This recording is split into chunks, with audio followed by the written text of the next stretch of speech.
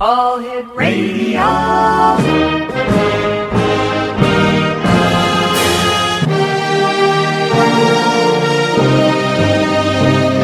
Welcome to the X Zone, a place where fact is fiction and fiction is reality. Now, here's your host, Rob McConnell.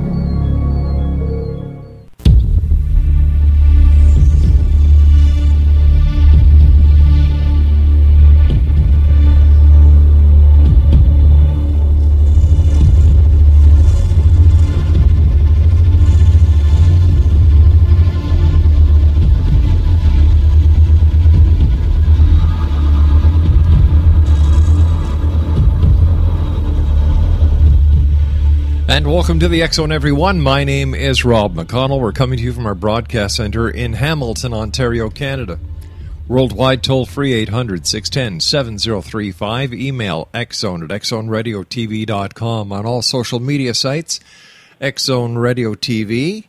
And our main website where you can listen to the X Zone 724, 365, www.xzoneradiotv.com. My guest this hour is Christine HAMLETT. She is a medium and psychic artist who has been on screen in the television show Rescue Mediums for several seasons. Her artwork has been featured regularly in the show as she draws images of the spirit that she is in contact with. Rescue Mediums is a highly emotional experience and involves assisting a spirit that, for whatever reason, has become trapped on the earth to cross over to the light and be in peace. Many of these spirits are troubled and, in some cases, may not even realize that they are no longer alive. Christine's website is www.christinehamlett.com.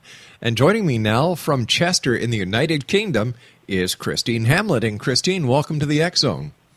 Hi, thank you. Great pleasure talking to you. Tell us a little bit about your story, Christine. I want to find out what it was or when it was that Christine HAMLETT found out that she had the ability to help spirits.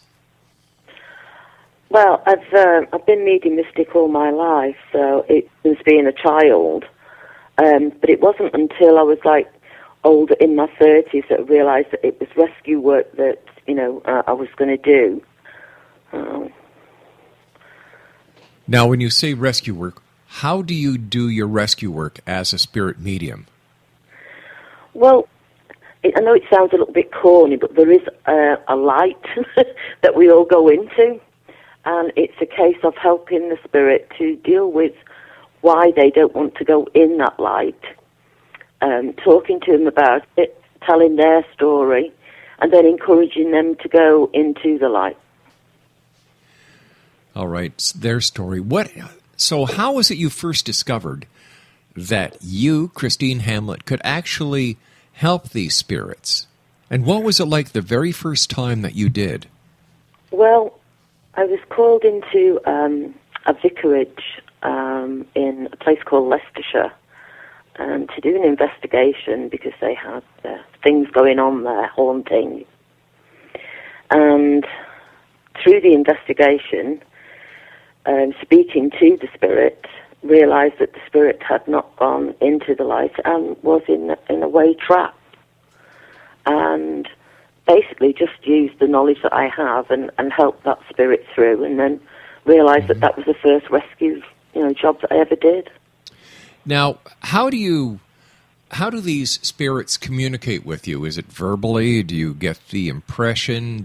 Are you clairaudient? All of that. All of that. Wow. It can be verbally. It can be mental images, signs, feelings, all those things.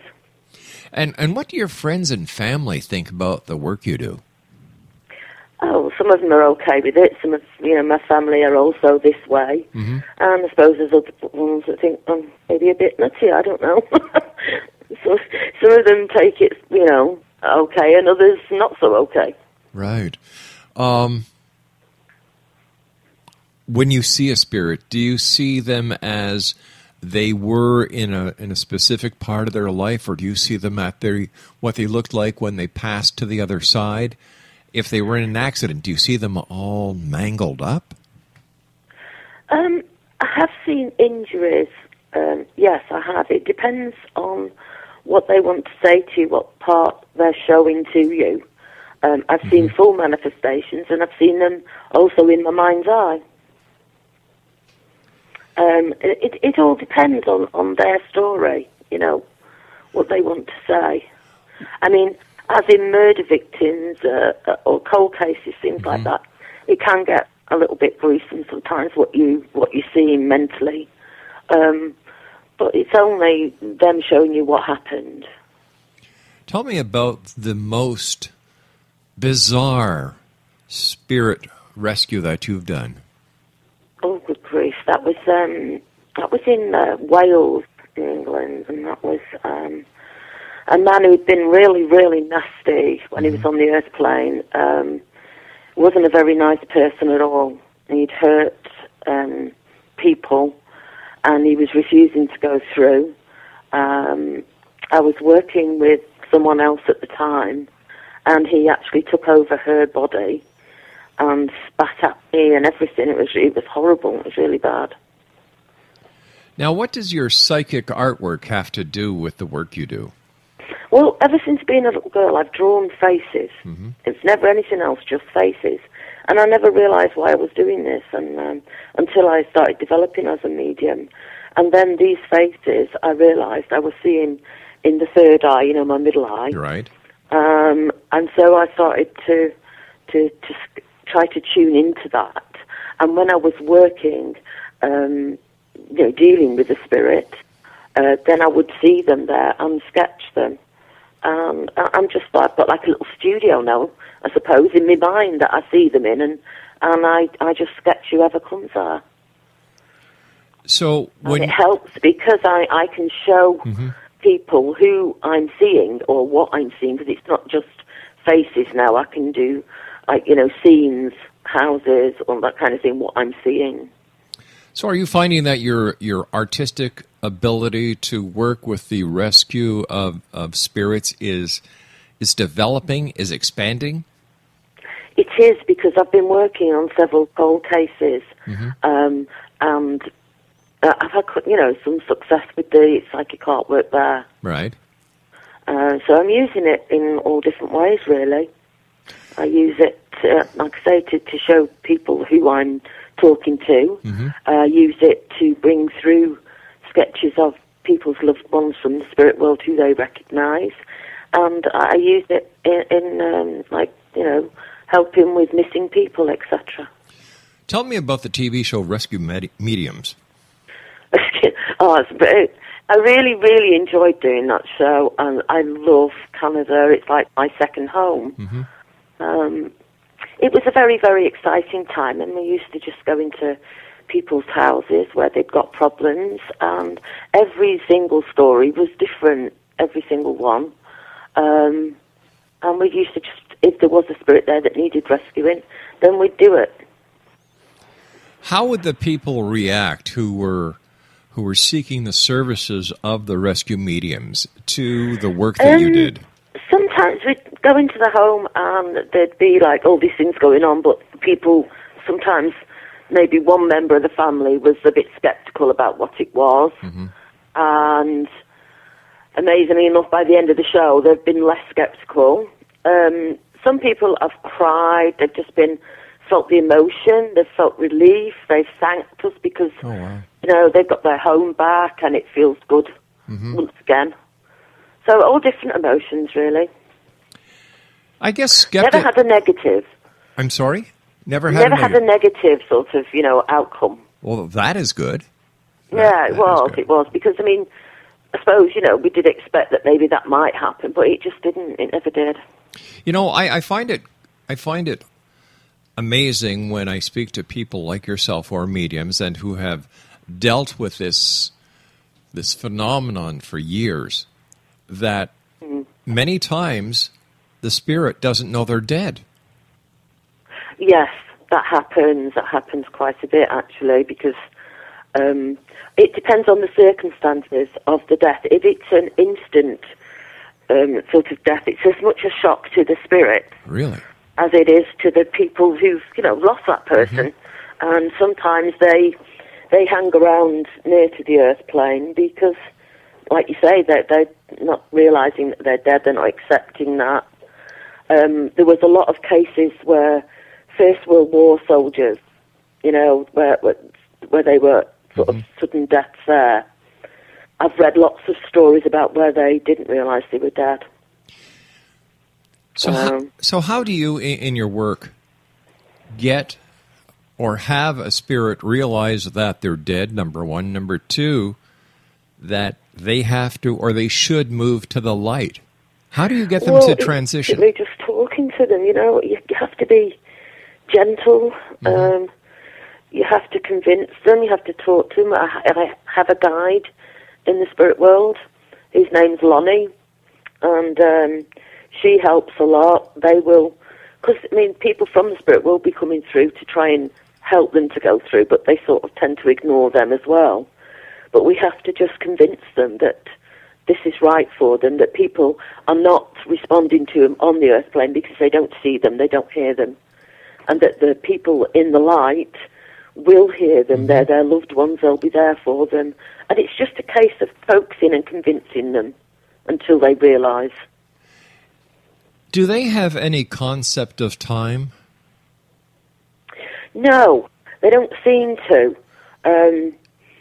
From what spirits say, there is no time in spirit, and you know, it's a man-made thing, and I don't think they do have much concept of time, because you've got like the historical hauntings from hundreds and hundreds of years ago. Sometimes spirit are still, you know, hanging around the earth plane. Right. So I don't think they do, no. Have you ever had a spirit who did not want to cross over? And if so, how do you convince them? Yes, I've had spirits that don't want to cross over. I can't convince them. If they don't want to go, then they don't go. But if they're causing a problem, say, in someone's home, then they will get told, you know, that there will be spirit coming through from the spirit realms who will prevent them from causing too much upset to the people still on the earth plane. I can't make them go. No way. No. No one can yet. It's free will. You have to do it yourself. I try to convince them, but it doesn't always work. How do you must at times find it very draining on you.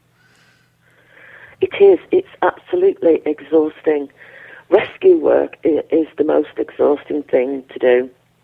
So how do you... It's emotional. It's physically draining. It's really rewarding, but yeah, you're absolutely right. Very draining. So how do you prepare yourself when you know that you're going to go to a location where there is a spirit, and this spirit, you're going to do everything you can to get their spirit to go to the light? How do you prepare yourself? Meditation. Yeah, I do a lot of meditation, speak to my guide the day before. You know, just preparing yourself, mentally preparing yourself, yeah, to raise your vibrations so that you can be in contact with the spirit there.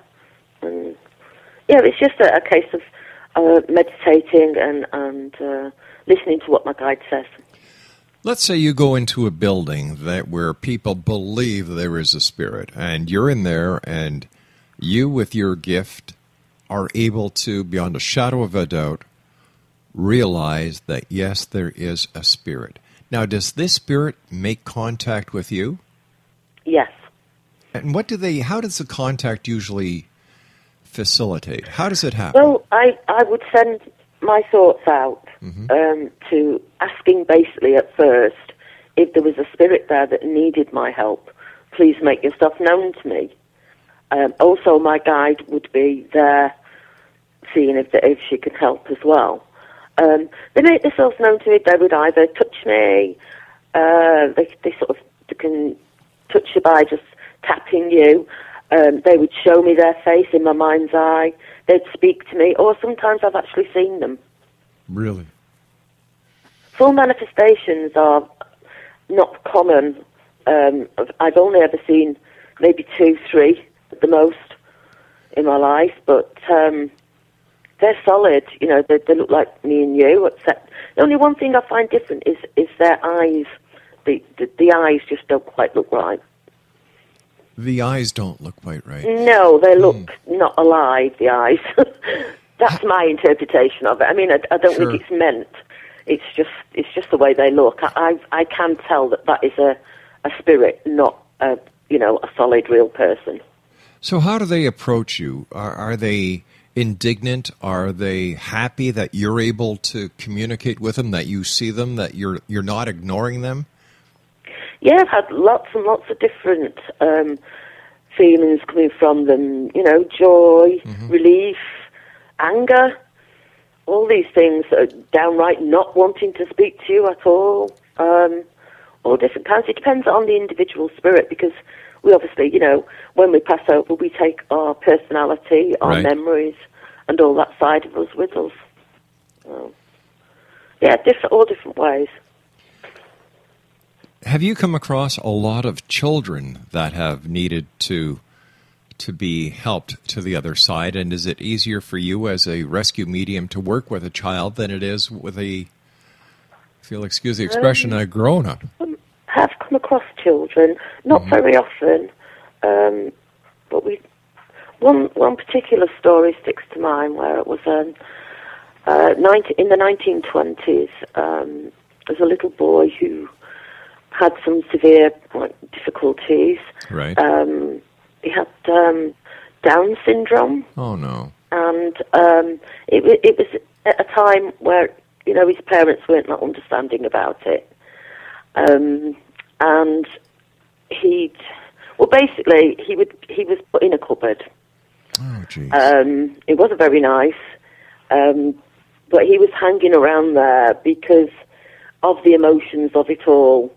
In the end, we managed to get his grandfather to coax him through into the light, and it was incredibly emotional.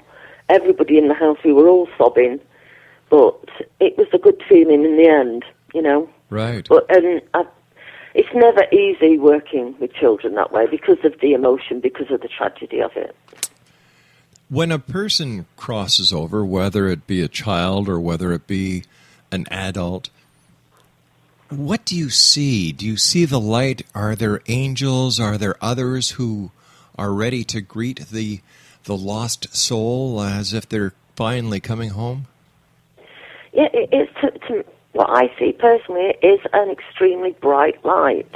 Doesn't hurt your eyes or anything like that, but it's just this beautiful white light. But it has, when it comes, it has a feeling with it that is really calming, really nice. I have seen spirits stood in the light, waiting for people to go through. It's just a really nice feeling. Does it matter what a person's religious beliefs are on this side when it comes to crossing over? On the other side, are they all one compared to the splintered different religious philosophies that are on this side? Well, we've had difficulties that way with people of different religions. Sometimes that's the reason why they haven't gone through into the light. Wow. Because of what they've been taught would happen when they die. But yes, everybody goes through into the light, but there are several planes in the spirit world. And from what I can gather from spirit, you go on a plane where it's the most likened to you and to your mind and to how much you've developed in the earth plane. Christine, is there a difference between a spirit and a ghost, or are they one and the same?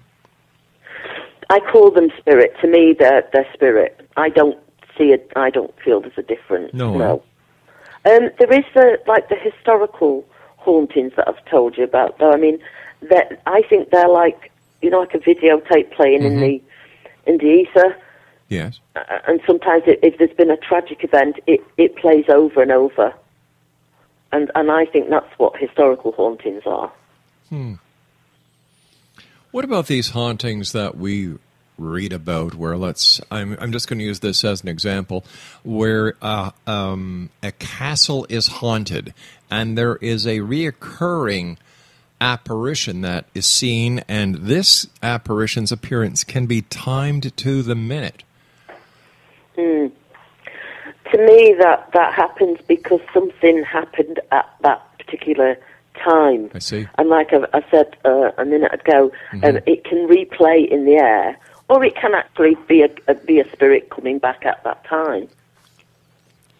But sometimes it's to get a story across, to show what it is they're trying to say. When you're dealing with spirits, a question comes to mind: where does reincarnation play in the entire scenario of sending someone to the light? Reincarnation? Yes.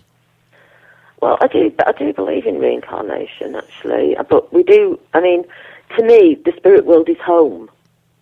This here is where we come to learn different things, and we go back home. So it's coming back through the light. Yeah, reincarnation. Gotcha. You still go back into the light.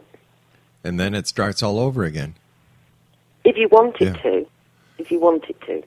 You don't have to reincarnate. I've often wondered, I've spoken to people who claim to have been reincarnated anywhere from 3-4 times to multiple times. And I guess my question to you, since you deal with those on the other side who've come back and go back, why do we continuously, or why do some souls continuously want to go and come back? Because we have things to learn to enable you to move up on the planes in the spirit world. You have to be of a certain consciousness.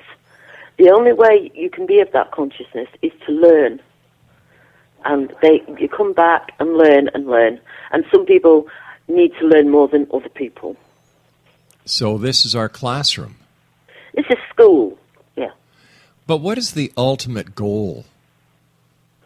You go to school. If I knew the answer to that, I don't. I think it's to be as enlightened as you can. And then maybe we would know, what the universe, what we're here for, what everything's about. If you're not evolved enough, I don't think you'd understand the meaning of it all. I think we need to get to a point where we would understand what was being said to us about the universe and about why we're here. Undoubtedly, we live in very trying times, violent times. If a person who is violent in this lifetime passes on through either his own hand or at the hand of others, is there any retribution on the other side for this person? Yes. It's not, I mean, to me, I'm just speaking personally. Sure, I understand what that. I've learned over the years, what Spirit said to me and my experiences. To me, it's not a hell. Right. But it is, you do have to face your own conscience. You have to face that. And I do, from what I've been told by Spirit as well, you do go through what you've done on the earth plane. Your life. And you are held accountable for any wrongs that you've done. And you will go on a plane, on a spirit plane, with people who are like yourself until you can learn to be different. If that makes sense. Yeah, so basically we go back to school and we're given basically a detention, and we're retaught, and we're shown the errors of our ways. Hopefully. Yeah. I mean, there are, to me, being out of the light would be like being a really bad thing. And I think people who are, bad, who've committed really bad things, they would be out of the light. They would be in a sort of dark state of mind. And that's, must be an awful place to be. I imagine but it would be. But that's their doing, Can spirits harm a human? Can they manifest in a certain material way where they can hurt someone? I haven't personally come across any physical harm myself, other than I think they can, mentally harm you by getting inside your head sometimes if you get in contact with the wrong type of spirit, yeah. Oh, gotcha. That's why I have my guide, because she's like my doorkeeper. Oh, She's I got see. that happening. I see. So is your guide a spirit? Yes. And does your guide reincarnate, or is her job to help those on this side help others through the light? Yeah. Your guide is with you from birth, and these spirits give up their time to help people like me or everyone. Well, everyone has a guide, actually. Right. So they give up their time. But obviously, when I go to the spirit world, then they're released from that. And if she wanted to reincarnate or guide someone else, then that would be entirely up to her. Do your guides, or does your guide work with angels? I think, what sense do you mean? Do you mean biblical angels, or do you mean spirits of a more enlightened nature, higher, light beings? Now you've just asked me a question that I'm saying to myself, aha. All right. What's the difference between the biblical angel and the spiritual, higher planed spirit that we can call an angel? I haven't come across biblical angels, with the wings and all that, but I have come across, I don't know, that they sort of beings, white light beings, who are really well advanced and who can really help people and are very wise, and I've come across that, but I haven't come across a biblical sort of angel with wings. I'm not saying they're not there. I mean, I do believe in angels, but I'm just saying I haven't experienced that. Gotcha. I've got you. You and I have to take a short break here, Christine. It's a great pleasure talking to you. Thank you so much for coming on the show tonight. Very interesting. Exonation, my guest this hour is Christine HAMLETT, and she is a rescue medium. Her website is www.christinehamlett.com, and that's CHRISTINEHAMM. No, I'm sorry, HAMLETT, right? 2 T's. Yeah, okay. 1 M, 2 T's. There you go. There you go. We'll be back on the other side of the short break as we continue here in the X Zone from our broadcast center in Hamilton, Ontario, Canada. My name is Rob McConnell. This is the X Zone, and you're listening to us live and around the world on the Starcom Radio Network and the X Zone Broadcast Network. Don't go away.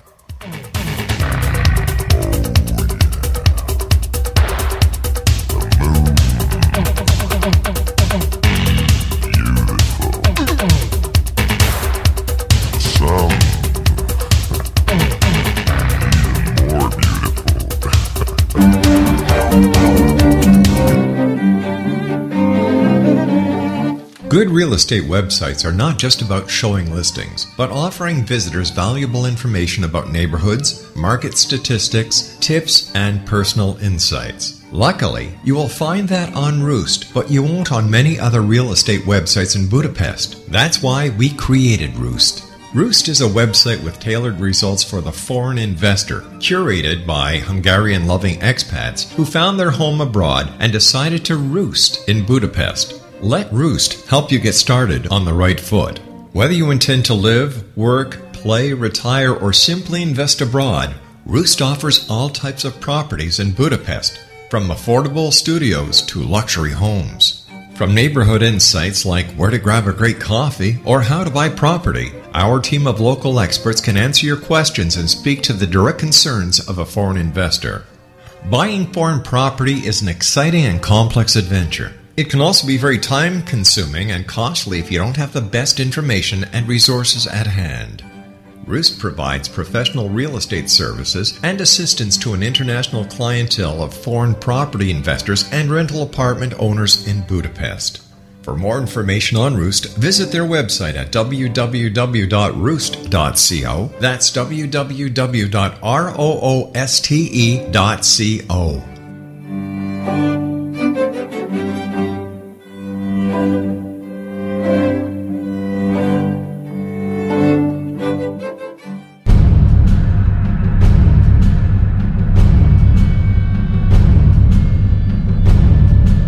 Jeff Gilson didn't go out looking for adventure, danger, or the answers to most of the controversial political intrigues of the past 30 years. But he found all three when he began investigating the mysterious death of his close friend, Margaret Thatcher's favorite speechwriter.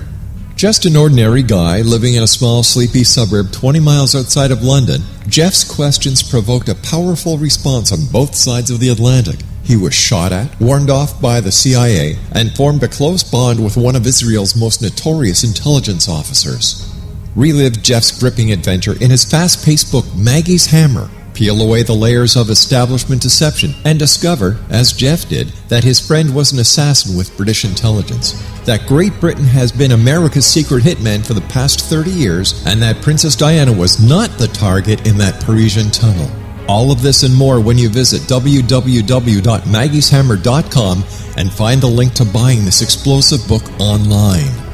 More and more ordinary people feel they no longer have control of their lives. Jeff fought back. He asked the difficult questions. He set out to redesign his own destiny, and you can do the same using Maggie's Hammer as your guide. Don't waste a moment. Buy it today. Visit www.maggieshammer.com.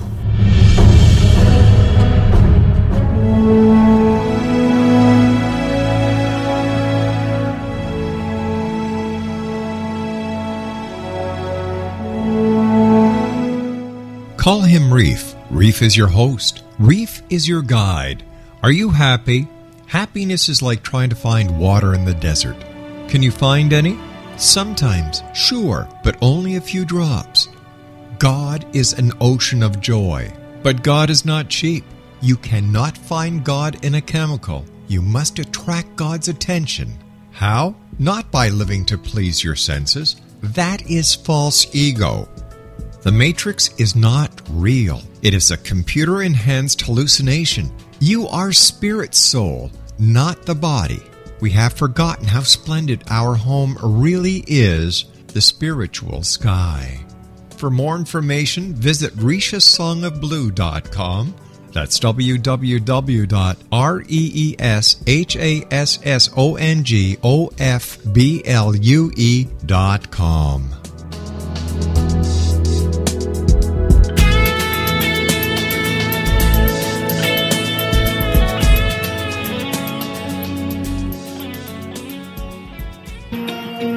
Wouldn't you love to know the secret to everything? Well then, meet Dr. Kimberly McGeorge and her cutting-edge breakthrough knowledge that combines science with possibility. Dr. Kimberly brings real-life answers and healing to those open to alternative solutions. She teaches solution-based programs and classes that will change all areas of your life forever. Specializing in conscious creation, intuitive readings, and energy medicine, you can rapidly shift health, relationships, business, and money and abundance challenges quickly. Receive her best-selling book, Secret to Everything, at no cost by going to secrettoeverything.com/X-Zone. That's right, transformation can start now. Just go to secrettoeverything.com/X-Zone and receive Dr. Kimberly's book for free. Hi, this is Eric Rawls of Cosmoverse.com, and you're listening to Rob McConnell in the X-Zone. Hi, this is Blade Runner, and you are listening to Canada's #1 paranormal radio show, The X-Zone, with Rob McConnell. Hi, I'm Laura Sabrin of Feast to Fields Organic Vineyard in Jordan, and you're listening to Canada's #1 paranormal radio show, The X-Zone, with Rob McConnell. Hi, my name is Lady Ashley, the White Witch of Niagara-on-the-Lake, and you're listening to Canada's #1 paranormal talk radio show, The X-Zone, with Rob McConnell. Welcome to The X-Zone, a place where fact is fiction and fiction is reality. Now, here's your host, Rob McConnell.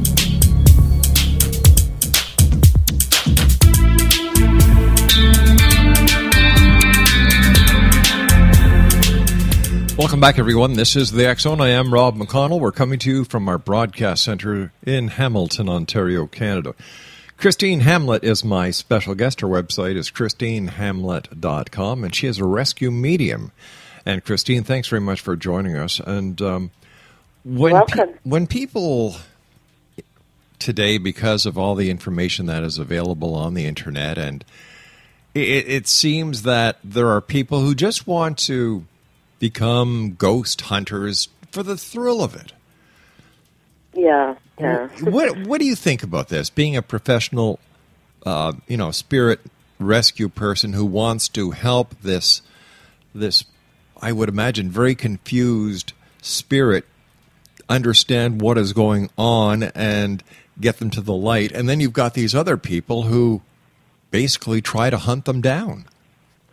I've been on some ghost hunts because I've been asked as a guest. I don't go on them at all anymore because of what you're saying now. Right. Some people, they don't just go hunting the ghost. They have a medium with them there to help if it's needed. But there are some groups that don't do that. I mean, I'm not saying they're wrong. I'm just saying that, in my opinion, it's better if you've got somebody professional who knows what they're doing to help that spirit with you. Other than that, really, it's just, say like, you came across a spirit when you were in a ghost hunt, and that spirit did need help, and that spirit was asking for help, and you can't do anything about it because you don't know how to help them. To me, that's all, I would feel bad about that. So, but I don't really have anything to do with ghost hunts and such, because I do think you do need to see why the spirits there, what they've got to say, what their story is, and why they're haunting. I've talked to a number of so-called ghost hunters, and the one thing that irks me the most about the majority, not them all, is that they show no respect for the spirits. Absolutely, you are spot on there, and that is one of the main reasons why I don't have anything to do with ghost hunts like that, because I do find that some people, they've got like a Ouija board there, and they're shouting abuse at the spirits, they're swearing, they're saying, "Oh, come on then, show yourself," and all this, do this. That's not right. You treat people with respect, and after all, these spirits were people. They're the spirits of people. They deserve respect. I agree with you 100%.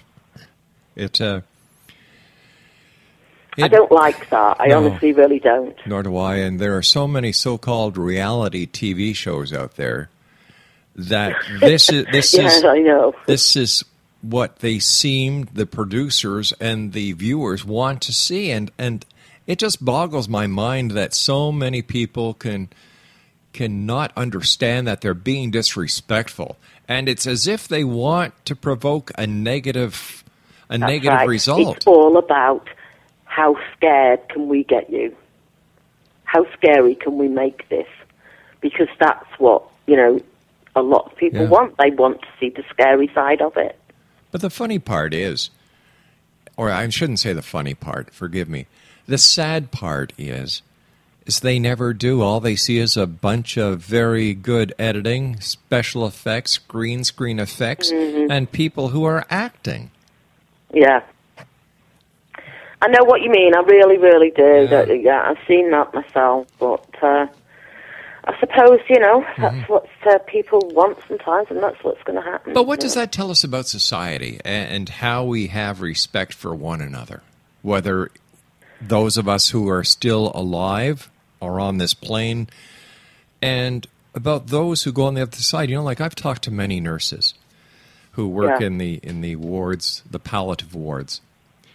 And at a time of passing, these nurses and these doctors feel as if they're very privileged that they are part of this person's transition.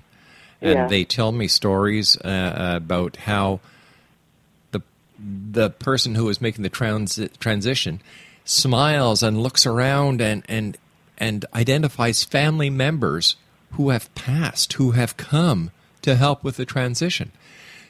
And it just upsets me to the point where you've got these professionals who are doing everything in their power to make the transition and to treat the person with as much dignity and respect on this side. And then you've got the yahoos on TV who are going around like a bunch of drunken Kentucky people with booze in the back of their truck. Yeah. It's Well, I was there when my stepfather died, and I actually watched his spirit come out of his body. And for days before he passed, there were spirit people all around his bed that he knew. He was smiling at them. You know, he spoke to them. And I know exactly what you mean about, you know, trying to make it as peaceful and as nice as you possibly can. And then, you get these people going around shouting abuse and trying to get a reaction and being totally disrespectful. I don't agree with that at all. Christine, why is it, in your opinion, and a person, you're a person who has dealt with this for a number of years, why do you think there is so much interest today in ghosts, in spirits, and the hereafter? Well, one of the big reasons is because we're all going to end up there, aren't we, one day? Yes. We're all going to die, you know? And a lot of people now are wanting to know what happens, you know? Some people will always think that when you die, and that's it, you're dead.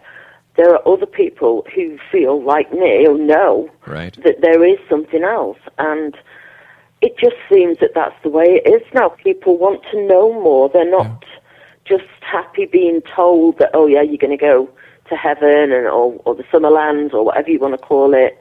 They want to know what it's all about and what it's like and what happens.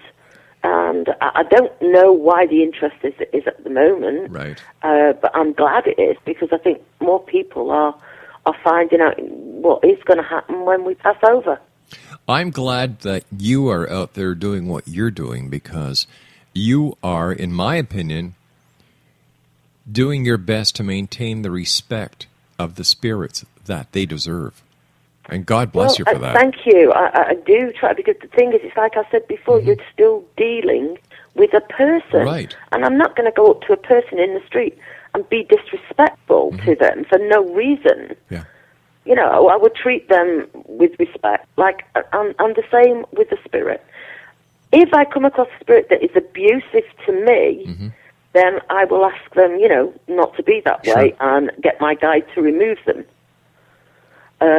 But you should treat people with respect, and spirits are people who just haven't got their body anymore. Where do you find spirits hang out the most? In graveyards? Everywhere and pubs? anywhere. Why would it go? Why would a spirit remain or want to stay in a graveyard? This has always boggled my imagination. You know what? That puzzles me quite a bit as well. Okay.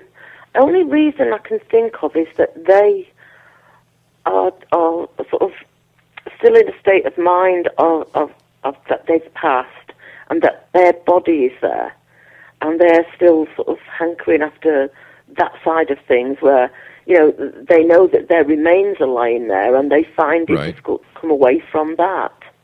So sometimes, even in graveyards, you have to talk spirit into leaving the physical body. Really? Alone, you know, leaving it behind.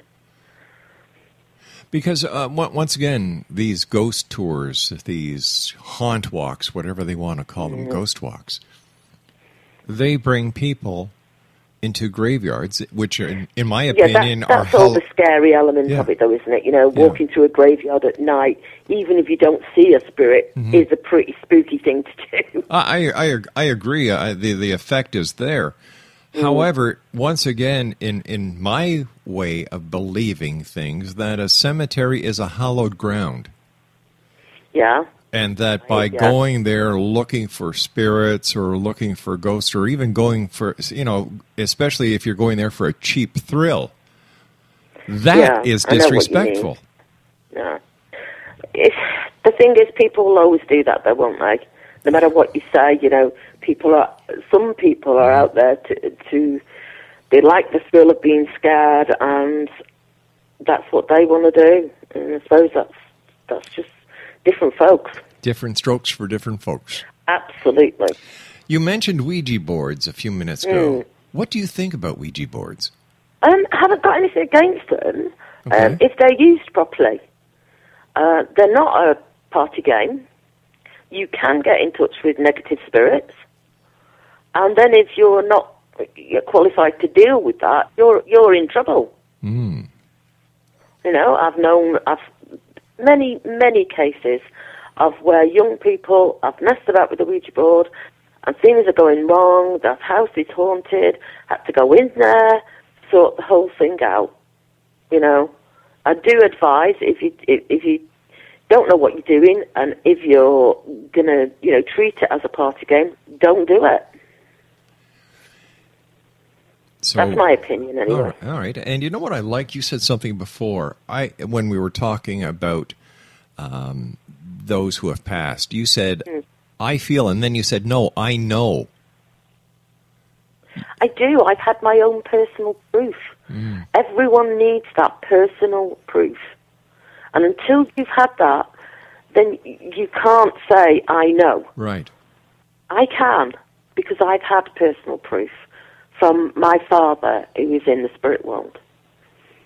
I mean, what he came through a medium and said to me, there's just no way on earth anyone could have known that, you know? Right. Children. And since then, I mean, I was only young then. Since then, I've had lots and lots of proof. Lots. Children always have invisible friends.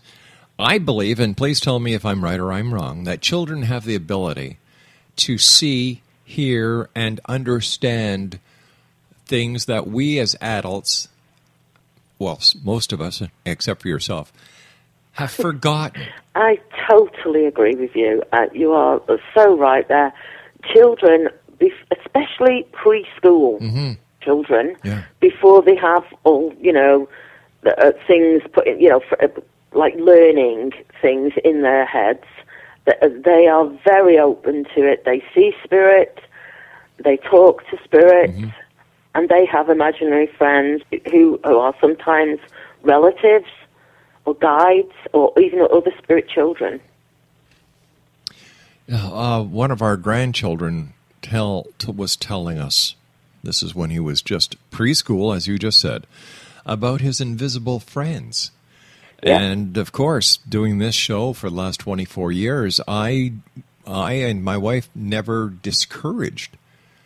Brilliant. That's really good.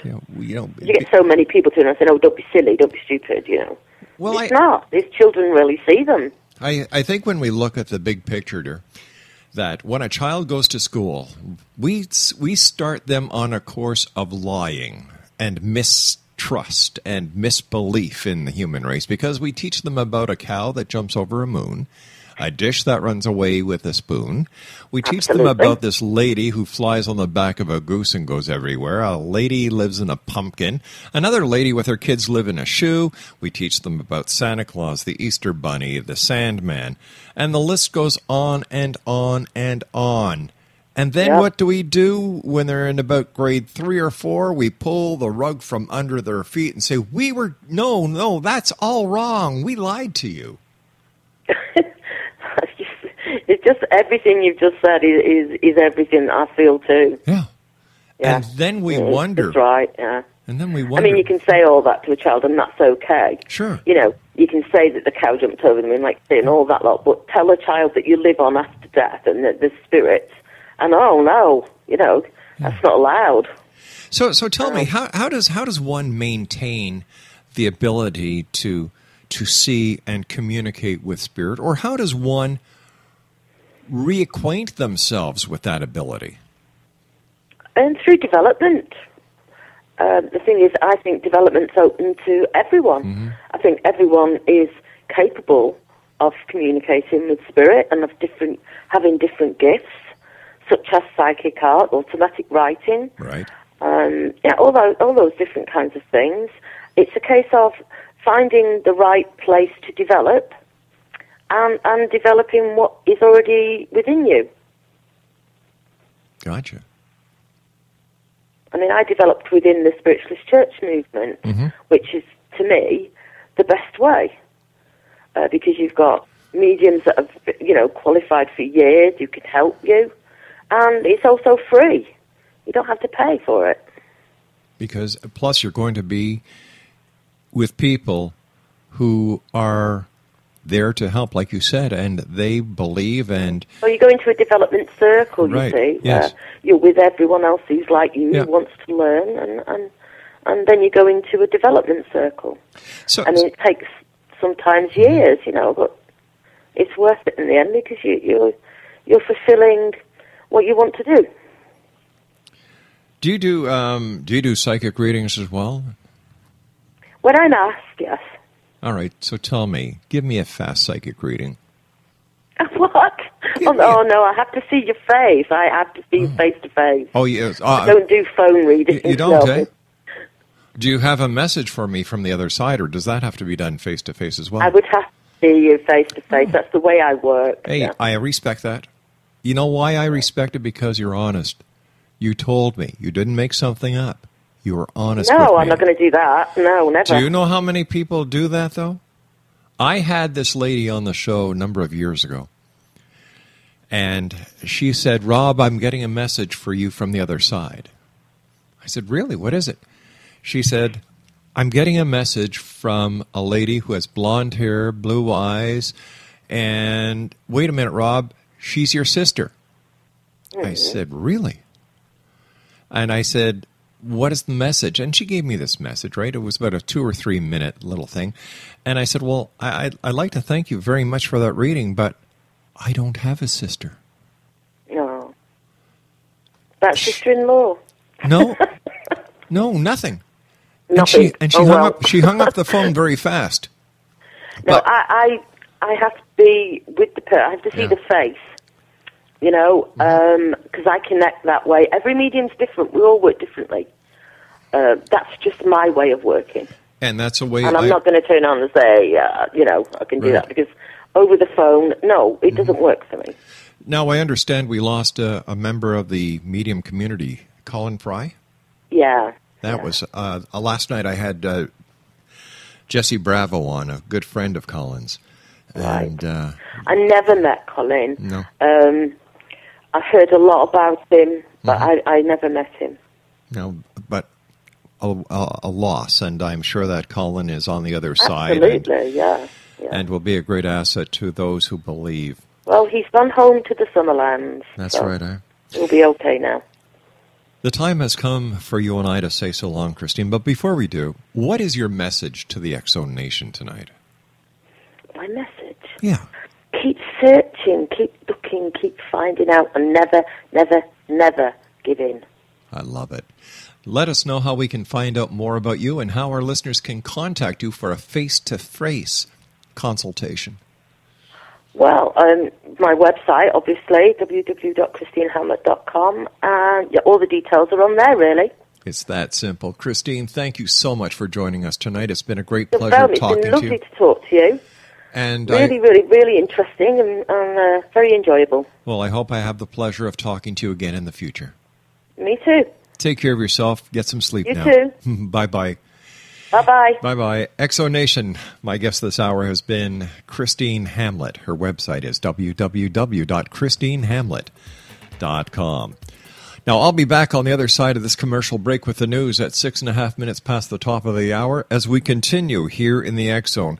I'm going to be replaying 2 interviews tonight. The one with Patricia Giffen Rees. Now, she's the one who told us that there were 7 to 8 foot Martians that are cannibalistic, that are eating people on this planet. And then her mentor or her associate, Ron Stone, whose name really isn't Ron Stone. We found all about him, but we're going to respect his privacy. We're not going to divulge the information we found. Who said that 300,000 people were sucked up by alien forces and that over 3,800 Russian troops landed in Denver, Colorado in 2012. Both of those claims were found out to be false. You have to listen to these two interviews. We received a number of requests, not only from listeners, but from affiliates. So we are going to play those 2 in their entirety in hour number 2 and hour number 3. This is the X Zone. I am Rob McConnell, and this is a place where people dare to believe and dare to be heard. It's a place where fact is fiction and fiction is reality. And the X Zone comes to you Monday through Friday from 8 p.m. Eastern until midnight, right here on the Starcom Radio Network and the X Zone Broadcast Network. We'll be back after the news with Patricia Ress and in hour number 3, Ron Stone. Don't go away.